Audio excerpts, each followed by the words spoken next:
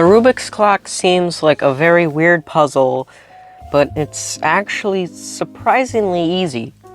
It's in the World Cube Association, or WCA, and you actually don't need to learn any algorithms to solve this, so it's pretty easy.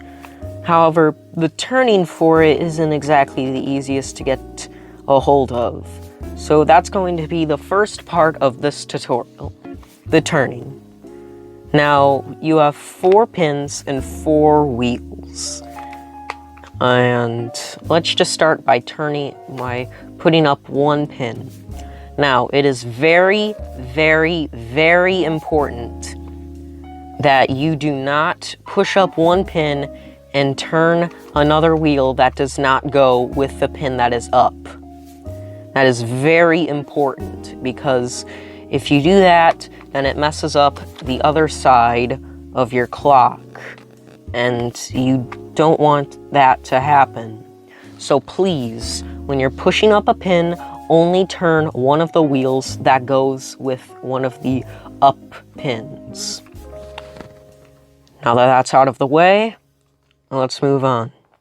So this one is up, and when I turn the wheel that corresponds with it, then all of these wheels turn.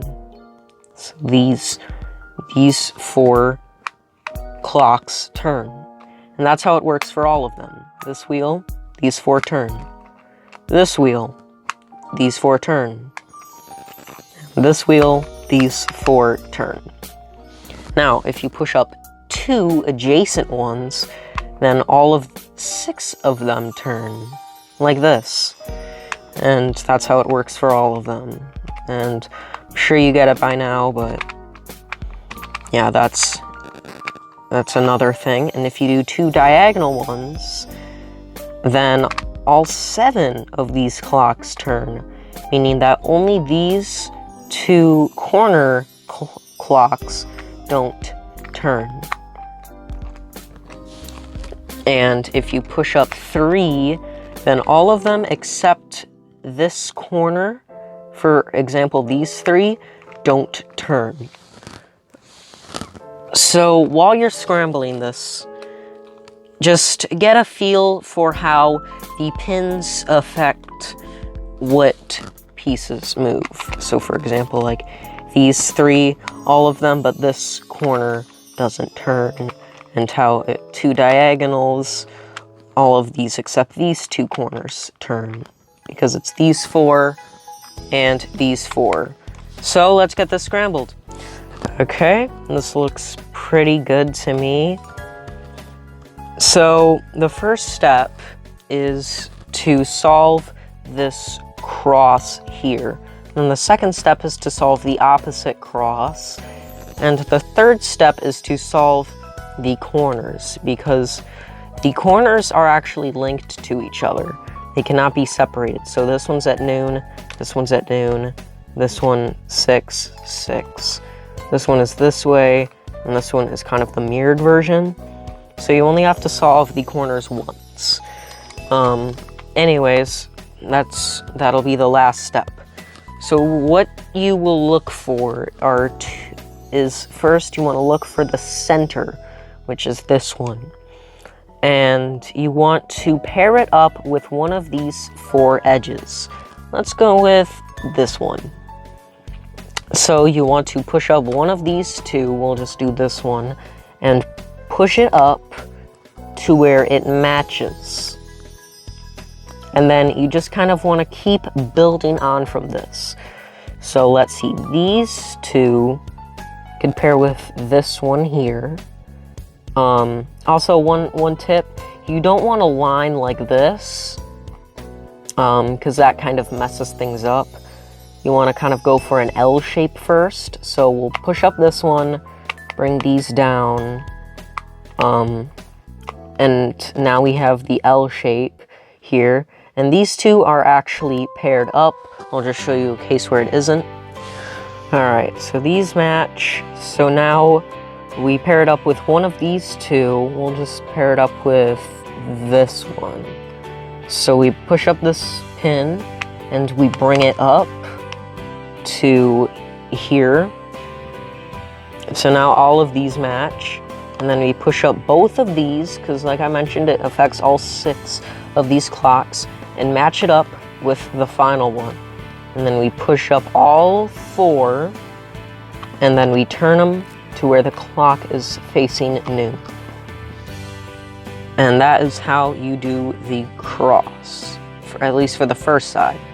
Now, if you do have a case where there's a line, for example, here, then what you want to do is you want to push up both of these and match, is you want to like push up either these 2 or these 2 for this case. So we'll just do these 2 for now, and then we'll match it with these. Then you want to push up the opposite 2 and match it with the final one here. It's a bit harder, but it's not terrible. But just saying, either way works fine, as long as you have the cross done, and you can flip it over and move on to the second cross. And the second cross is basically the exact same with one thing at the end. And that is basically, you want these to be all facing noon. So for example, if it was here, then you'd push up all 4 and adjust it to where they're all facing noon. However, here you don't have to do that. So let's see, we can pair this up with, we'll do a different one this time, here. And then we pair, how about these 2 with this one? And then these 2 matched, so we can just push up this one and match it with the other 2. Now mine just happen to all be facing noon. However, if yours don't face noon at the end, then you don't have to adjust it at the end. And that is a very useful skill to get the hang of early on, okay? So we'll just have it be here, for example, but it can be anywhere. And then what you want to do is, you know how I mentioned if you push up 3, it affects all of them but this one? Well, that's what we're going to be doing for the final step. So let's just adjust these with one of them. We'll just go here. So we push up these 3 and move the cross. We adjust the cross to where it faces this one. And then let's do this one. So we push up these 3 and adjust it with this one up here. And then we want to do the last 2. So let's see, we could go here. So we push up these 3. And you can use any of the 3 wheels. I'm just doing the one that's most comfortable for me. And then you push up the final one and adjust it to this one. Again, these can be in any order. This is just the order I'm doing.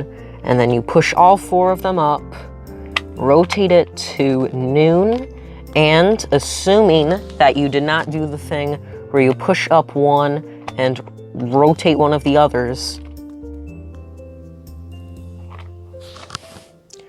So sometimes you will get cases where you did mess up, and it is fairly easy to fix. You just push up all 4 and adjust it to noon like this. And then and most of the time when this one is solved, you can actually do this, where you push up these 2 and just rotate it to where both of these match at the same time.